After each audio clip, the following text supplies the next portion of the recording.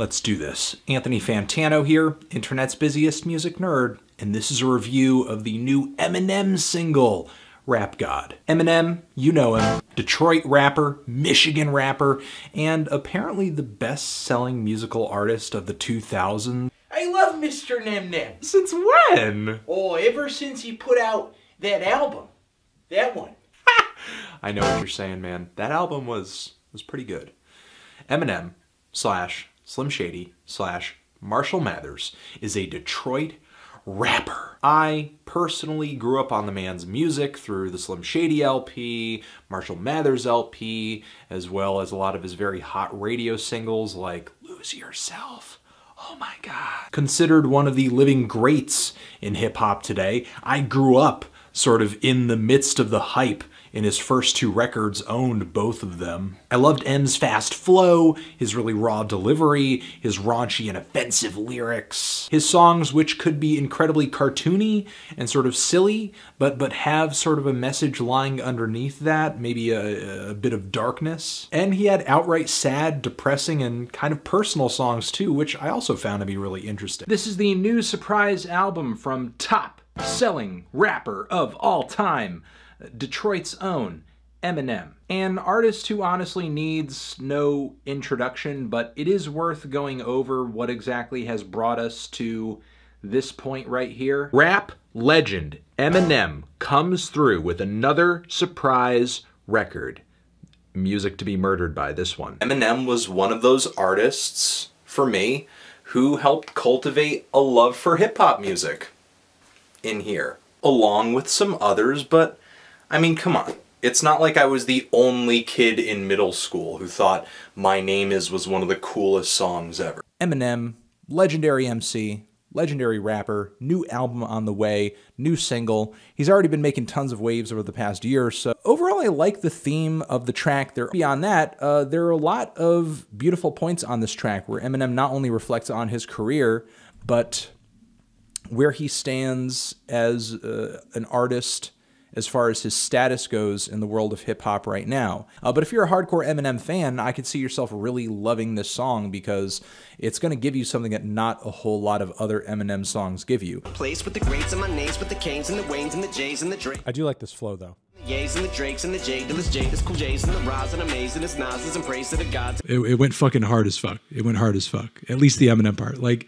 interesting experience though, and honestly I think that's one of Eminem's best features in a long. But Eminem comes through with a super mind-blowing, crazy, insane flow. The flow on this song is top-notch. Eminem's technical ability is just there, man. It's there. And for sure, from that technical standpoint, Eminem is worthy. You know, he's calling himself a rap god, and I'm like, you know what?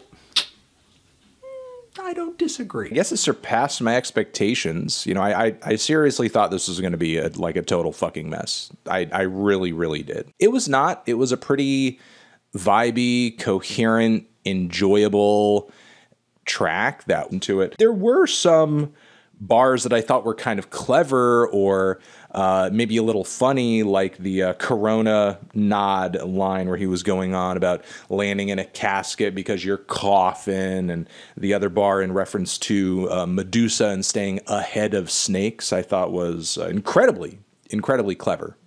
Eminem, world famous rapper. I mean, probably the best-selling rapper of all time from what I understand. And this new freestyle of his, it seems like people are kind of falling on one side or the other of the fence on this thing. I mean, of course, there are people out there who just don't like it and don't agree and are maybe Trump fans and so on and so forth. But for the most part, you know, in the circles that I run in, I'm seeing one of two kind of responses to this thing. You have people who love what Eminem's saying, love what Eminem's doing. They're fans. They think he did really well in this freestyle as far as, you know, his performance, his writing, his delivery. And then you have people who don't necessarily hate it, but are kind of just calling out what he's doing as, you're just an old washed up celebrity, you are just saying everything that's already been said, this is just low-hanging fruit here, blah, blah, blah, blah, blah. And maybe if I sort of separate myself from the emotion of the situation and I look at it super, super, super objectively and with no feelings whatsoever as a critic, just merely as a music critic, I could see my way to sort of looking at it in that way. However, it's kind of difficult for me to not look at this freestyle from the standpoint of somebody who is an American, honestly. Like, let's not conflate low-hanging fruit, saying what's already been said, with what needs to be said. Because sometimes what's already been said is what needs to be said, and it needs to be said again. Because maybe the fact of the matter is, and maybe the problem is, that people are not friggin' getting it. Let's not be jaded in the face of this Eminem freestyle. Again, I don't think it's a genius freestyle or anything like that, but it's not simply just low-hanging fruit. I think it's saying what needs to be said. I think he's pointing out some good things here. And I feel like, again, as a critic, I can sit back and say, yeah, you know, he's said it all before and blah, blah, blah, blah. But, you know, as an American, it does stir something in me.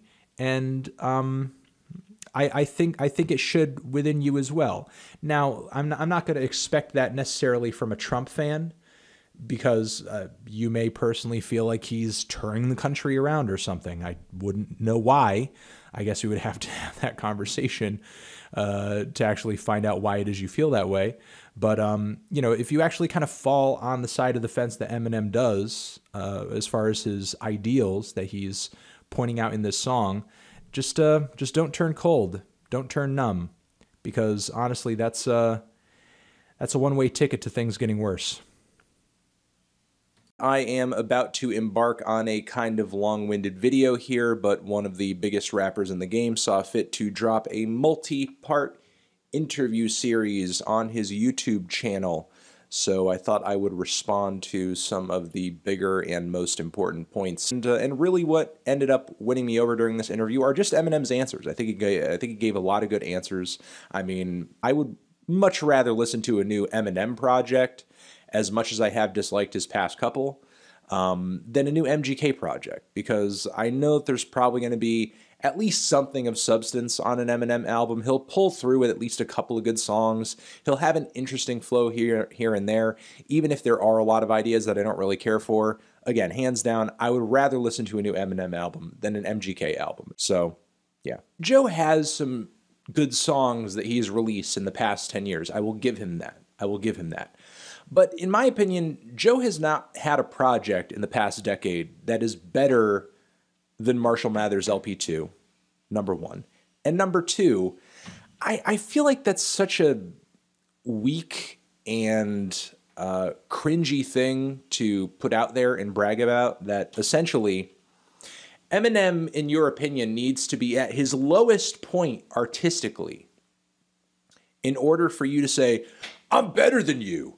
I've been better than you. I've been better than you for this very recent and limited amount of time, but I've been better than you. You know, what's that Jay-Z line? It's like bragging about being the tallest midget or something. You know, look, I think Eminem has had his low points over the past decade, true, but even with the bad moments, I think over the past decade, Eminem has been more interesting than Joe Budden's career has. But again, how Joe responded to M was kind of ridiculous too. So I guess those are my thoughts on that. Kamikaze still did do some pretty nice numbers first week. I mean, didn't go platinum in a week or anything, but still almost did like 500,000. Eminem's not doing too bad. Eminem, for a lot of people at his lowest point, is where a lot of younger artists now will be at their highest point. So still, shout out to and respect to Eminem for still doing some pretty big and respectable numbers on his latest releases, and also not doing anything fudgy or silly with the numbers in the same way a guy like Jay-Z does, because he's so self-conscious about not selling as much as he needs to sell to get platinum and blah, blah, blah, blah with his new releases, that he can't just put an album out there and just literally see how it does and see what the numbers are and see what the reception is and just leave it at that. So Eminem talking about how everybody hates him at this point in his career, and I see that and I understand that. I think there is an unreasonable amount of hate against Eminem in this point of his career. Not to say that he hasn't done things to bring that hate on himself. And again, as I said earlier, not to say that maybe this could be as a result of some kind of cosmic karma here coming around to bite him. And maybe if he fights through it, he'll get to a point where he finds more peace and more cohesion and respect within the hip hop community current day. But it can be tough, I'm sure, in his position to feel like I can't do anything right, because I think there have been some great things that Eminem has done over the past 5 to 6 years. I think, again, Marshall Mathers LP2 had some great moments on it. I think going forward, Eminem has a lot of potential. But then the beat draws down quite a bit and makes way for Eminem, who I think vocally gives us a very sensible verse. He's not going too crazy on the aggression or the flows or anything like that. He's just kind of saying his piece and tying in with the rest of the verses and the general themes of the track so far, in terms of like really dedicating yourself, persevering, working hard, succeeding, making your way, gaining legend status. Eminem certainly has a lot to speak on in terms of that front. Yeah, I don't really have too much of an issue with the I guess like thematic direction of Eminem's verse here. There weren't too many bars that to me struck me as being super cringe in terms of like, you know, a bad joke or like a double entendre or something. Like there wasn't really anything else that was too weird about the verse or his performance. I think tone-wise, he finished off the track relatively well. Does Eminem get respect? Yes, absolutely fucking yes. Eminem gets respect. I still find him pretty interesting as a musical personality, especially on this album. Does Eminem get respect? Yes, he does. Eminem is also a dude whose songs can be really sensitive and personal, motivational, inspirational, and he's a pretty decent cultural satirist as well. Plus, I think Eminem is the only hip-hop artist right now who topped charts in the 2000s in a big way and still is really about his music, as far as other people like the Diplomats and DMX and Jay-Z and 50 Cent, Kanye West, and Nelly. It's really no competition. A lot of these artists are just either not making music anymore or not making music that anybody cares about, or have just continued to put out albums that are kind of lazy. Eminem is still really technically proficient, showcasing tons of personality, flows, different cadences. At the drop of a hat will totally break into this entirely different vocal impersonation. It just sounds like he's incredibly invested in where his sound and story go next. And that's really what a lot of us have been anticipating ever since the announcement of this new full-length album of his, merely because of the title, the Marshall Mathers LP2, which is an album that, yeah, for sure, maybe some of the jokes and maybe some of the beats sound dated by today's standards, but following this album up, Eminem's most critically acclaimed album, it's still a tall order. But in a way, I think Eminem kind of meets that challenge. Marshall Mathers LP2 is one of the more ambitious releases he's put out in a while. Some of the hooks where Eminem is singing aren't too bad, like on the song Rhyme or Reason, which has one of the most interesting flows on this entire LP. I really do think he's writing some stuff here on this album that is early Eminem quality. Eminem is definitely bringing that competitive side back that fans have been wanting to hear for a long time. What do you feel about this newer material? Well, I love what Eminem's doing now, and I mean, I'm a younger viewer of Eminem because, you know, of my age, so I wasn't around for like his prime. But I love what he's doing, and if I can compare him to the newer artists that are out here, he's still the best to me. Mm-hmm. You mean comparison in terms of like technical ability? Yeah. I mean, just his verses, and I know some people say his choruses aren't the best, which I kind of agree with, but his verses and just the way he can do what he does, flow lyrically, it's better than the people right now, and I can speak best for the other rappers out right now. Mm-hmm. I mean, I agree to an extent, and that's the reason that I liked Marshall Mathers LP2 so much, and, you know, to the point where some people were like, you know, screw you, Anthony, you know, I can't believe that you like this record. But I love that, by the way, while we're on that subject. Eminem's verse toward the end was pretty good. Eminem is like a fantastic rapper when it comes to addressing introspective, emotional, personal issues. Mhm. Castle is one of the few tracks on the record I legitimately enjoy. The female singer on the track is quite nice. Her vocal melody is very eerie and alluring. The instrumental is decent too. Eminem is rapping from a very heartfelt place about his daughter about to be born. There's this really strong sense of emotion and nostalgia and time passing on this cut. There are moments where the storytelling and the narrative power of the track like almost approaches like Stan levels of amazing. There's a moment where the tone of the track almost starts to take that of a letter. Eminem takes some pills, and then it's like he's dead, essentially. Which brings us into the next track, the final track, A Rose, where Eminem pulls off a pretty heart-wrenching performance.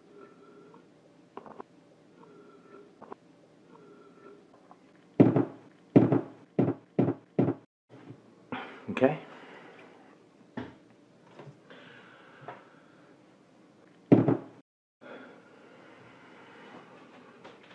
It was a good song, though. It was a good song.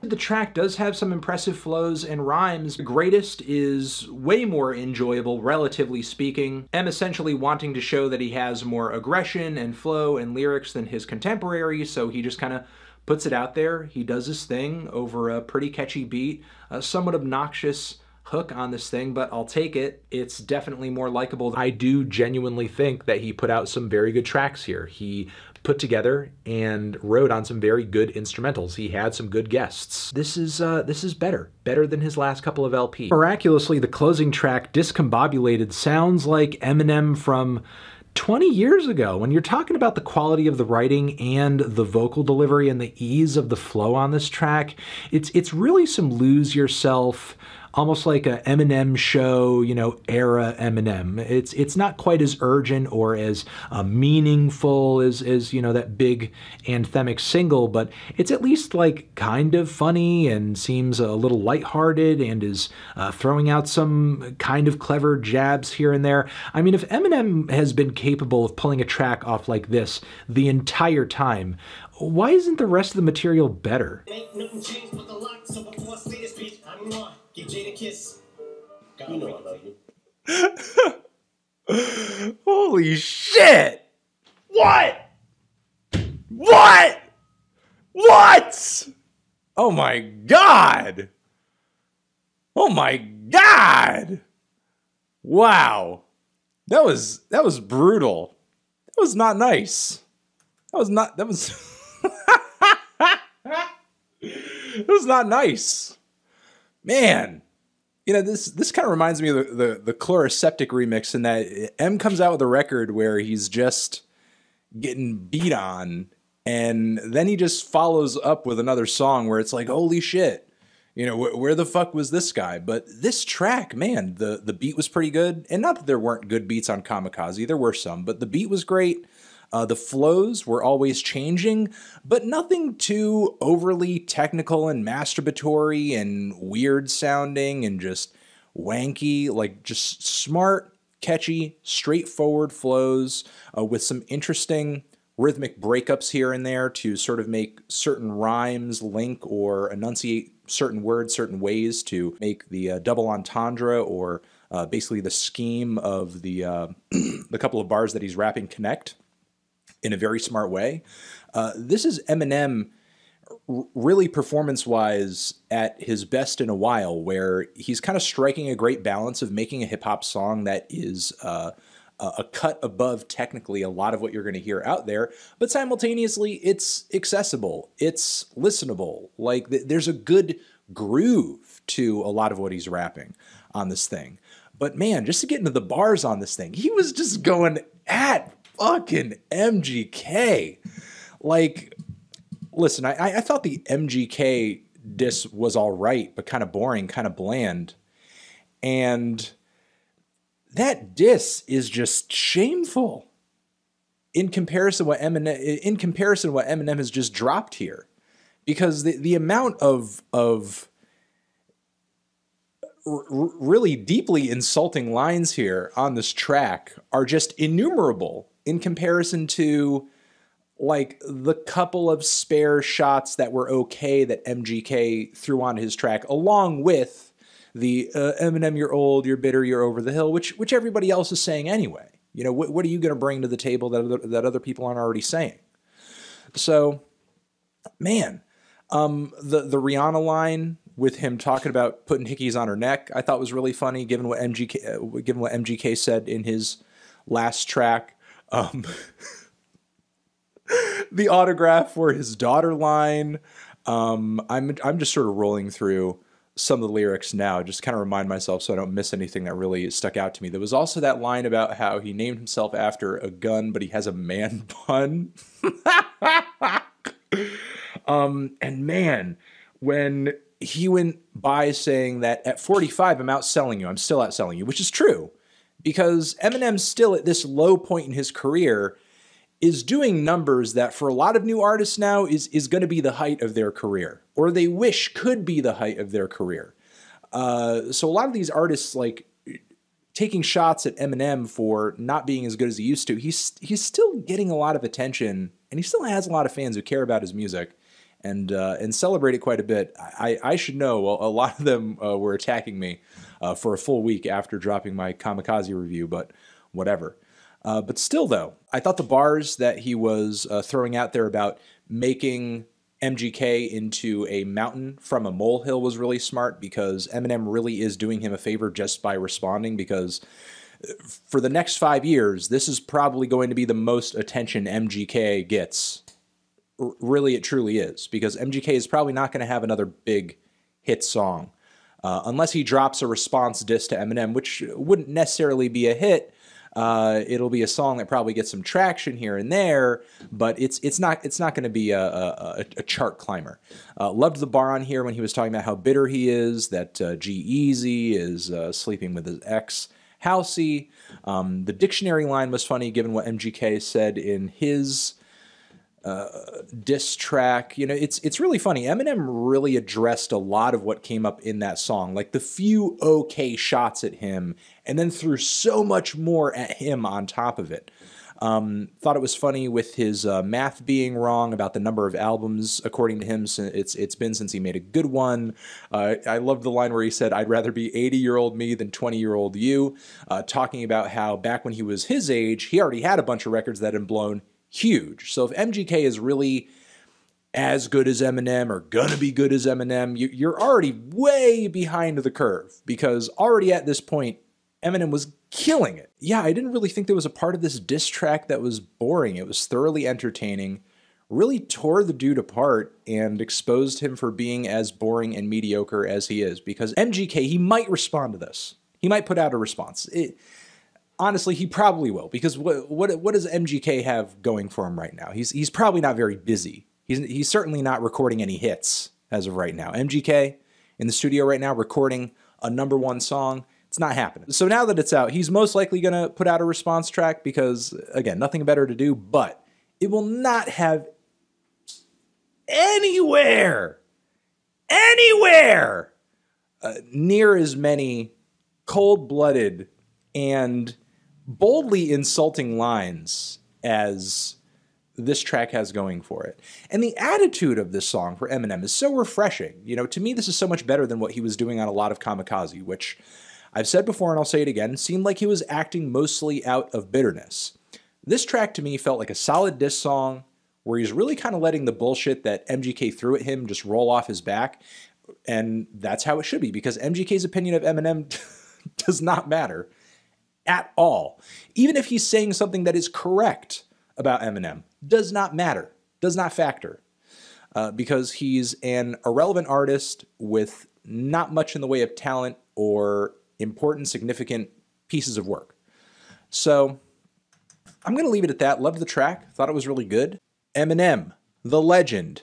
Apparently the top-selling male artist of the 2010s. So there's the track right there. I will say just off the bat that I liked that. I thought that was pretty good. I think that the messaging of this song, the fact that it is so toned down and so mellow, and that it is just kind of centered around a political message that is naturally going to turn some people off of this track or make people less excited about this track. It's not like a banger. It's not one where Eminem is getting super flashy lyrically or going hard or anything like that. But personally, I enjoyed not just the messaging and what Eminem was trying to achieve with the track, but the sound of the cut wasn't bad either. I think his flow, his delivery was nicely measured on this one, wasn't too over the top, wasn't too obnoxious or anything like that.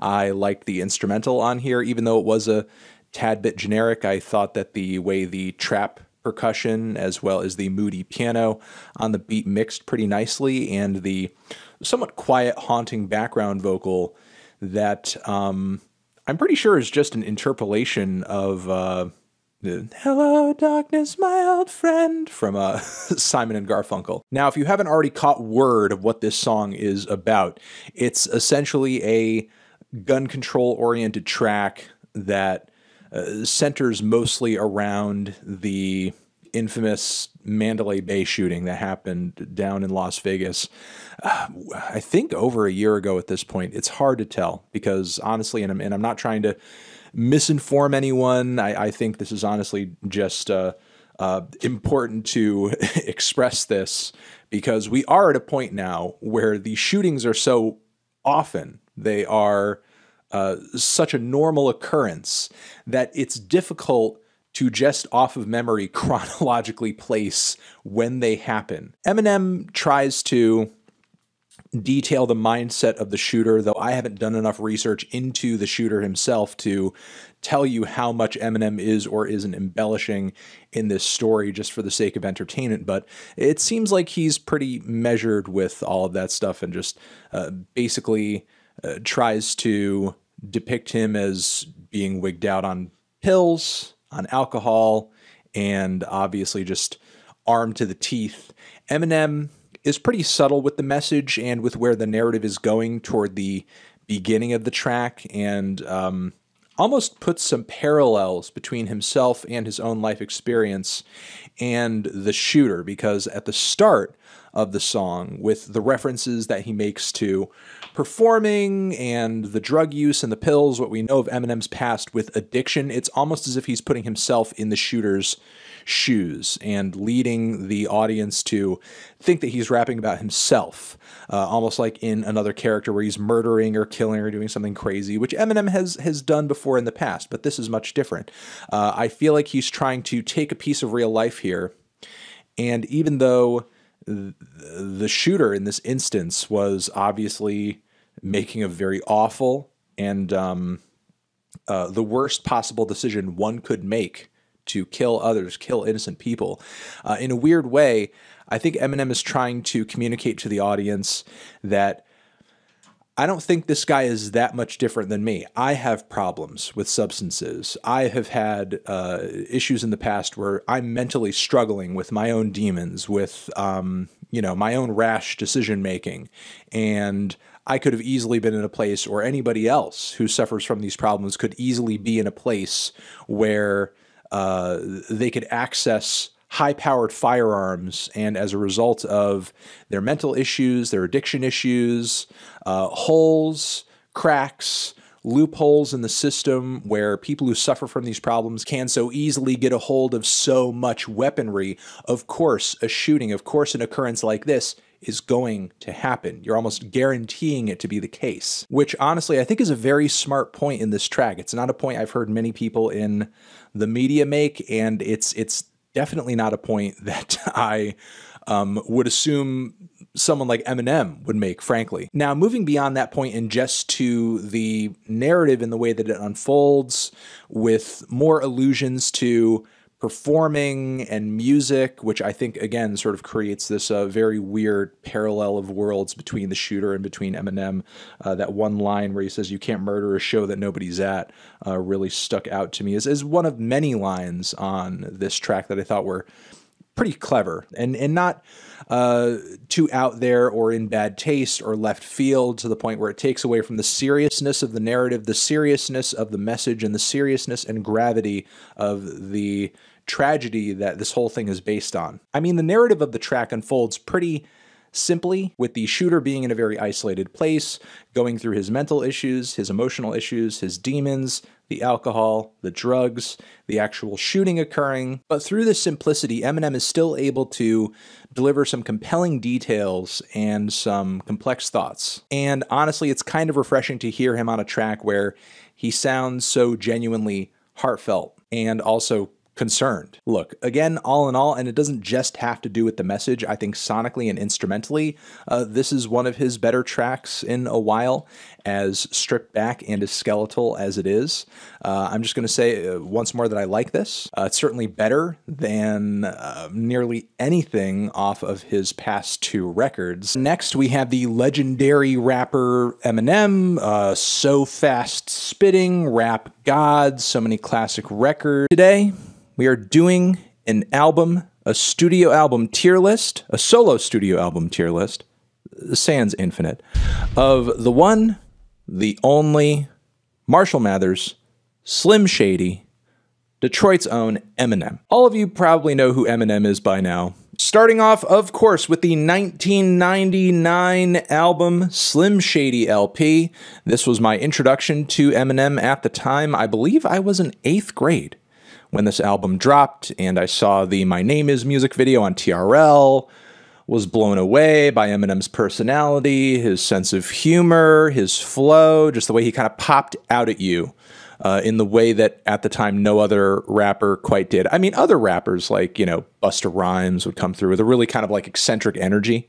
Some of my favorite Eminem tracks of all time end up on this record, be it again, My Name Is, Guilty Conscience, 97 Bonnie and Clyde, Just Don't Give a Fuck, Still Don't Give a Fuck, Bad Meets Evil as well with Royce da 5'9". Next we have the 2000 record, Eminem's follow-up to the Slim Shady LP, the Marshall Mathers LP, considered by many to be his best record. Really, fans and critics alike share that sentiment, and gonna be honest, I do too. There's like really no fucking with this album as far as Eminem's catalog goes, and in the grander scheme of hip-hop as well. I think Eminem was just kind of at a perfect balance on this album, if I could compliment it on that end. It had the theater of not just, you know, Slim Shady LP, but, you know, the theater and the storytelling that we've come to enjoy in his music generally at top notch. It had and showed more technical ability than his previous record did, but not so much that it became just like a really annoying, futile, flashy exercise as it has in some cases on Eminem's tracks and records. We had good topical focus. There was humor there, but it wasn't like so cringe that it was kind of making you wince and want to shut the record off and just be like, I don't know about that one. I mean, yes, it is there, but not in the dosage that Slim Shady LP is. Like, you know, Marshall Mathers LP by comparison is a much more serious endeavor because, again, it's pretty clear at the time as Eminem was crafting this record, he didn't want it to be as silly or as tongue-in-cheek or as, you know, kind of off the wall or as overtly playful as, you know, the Slim Shady LP was. On this record, he dove more into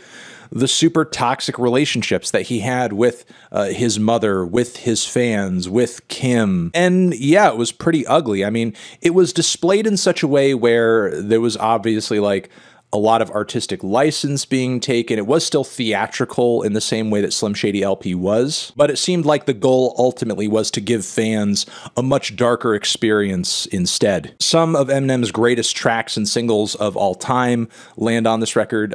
Stan, I mean, which is arguably like in the top 10 of the most impactful and influential hip-hop songs of all time. The Real Slim Shady, The Way I Am as well. You had legendary features on this thing from Snoop Dogg, Exhibit, Nate Dogg, Sticky Fingers as well. I mean, you know, again, absolutely killer features. Yeah, in some respects, you could say the record's storytelling and emotional intensity is a bit much. It's not exactly an album that you could just kind of put on and and vibe to. But as far as creativity and also just a sense of balance within himself artistically, I think Eminem was peak on this record, and I would easily and handily put this in the S row. Did I say column with B? Shouldn't have said column.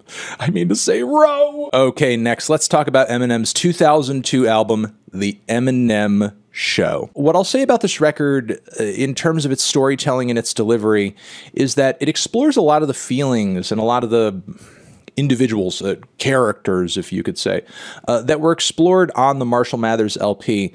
But it feels like at this point the theatrical element of it is no longer there. Kind of feels like we're actually hearing the real Eminem, the real Marshall Mathers on this record, really going through the things that are actually making him miserable, the things that he's actually struggling through. This time around, that's not just to do with his ex and his mom and the way that he kind of like struggles with fatherhood as well. It also has a lot to do with him reflecting on his fame and his relevancy and the country on tracks like White America, for example. There are other quality highlights on this thing, like Till I Collapse with Nate Dogg. The Dre track is really nice too, and Cleaning Out My Closet is obviously one of his best singles and most personal as well. Who Can Forget About Without Me? And while I think it is a bit of a moment of division for some, I think Sing for the Moment is a solid track as well. Is the Aerosmith sample kind of thrown in there a bit obviously and a bit lazy? I suppose it is, but I don't think the application here is any worse than like what Eminem did on Stan with Dido. I think he used the chorus and the instrumental effectively. He told his own story. It's a passionate performance. He still is at a creative peak on this record. He's not diving too deep into that cringe humor, and when it comes to topics and reflecting on himself or just kind of the industry and fame, he's not really like lost the narrative quite yet. But there may be some who come away from this record like not wanting to hear Eminem in such a tortured state because, you know, this is obviously not his most amped or animated record per se, but I don't think that's entirely a bad thing. I think this is a mature album for Eminem. I think this is a reflective album for Eminem. I think the songwriting and hooks and production are still well done on this project too. I know there are a lot of people out there who know me to be just a very tough, unforgiving Eminem critic, but I do think the Eminem Show is quality. I think it's a quality record. I actually like it a little bit more than the Slim Shady LP. I think it's aged better than the Slim Shady LP as well. I mean, you can't really say it's as groundbreaking comparatively, but you know, over the years, I think I enjoy listening through this. Next, we have Eminem, you know, known as the largest selling rapper of all time and major commercial peaks in the 2000s. I loved his stuff back in the day when I was a kid. I remember, I think being in 8th grade when the Slim Shady LP came out and the My Name Is video came out, and just loving how, you know, being a hip hop fan up until that point, it was interesting to sort of see how edgy and cartoony and weird and I guess silly his music was, while also being pretty dark and serious. I mean, as badly as some of Eminem's stuff has aged over the years, can't really deny that that was certainly influential to a lot of the dark and tongue-in-cheek and strange avenues that a lot of rappers are going down these days in their own way. So, you know, Eminem has his stuff proven to have the most shelf life, especially those weaker records deeper into his discography. No, I mean, many people, I think it's pretty well known that his discog is a little rough at this point in certain spots. But having said that, Eminem still huge impact, huge influence. I don't think hip hop would be the same without him. And that's reason enough to put him on this list. Transition. This is my song about football players. He wears pants and he sleeps with a nightlight. Drives a car and he flushes the toilet. He's a football player. Do we hate Eminem this much, and also are we this cynical?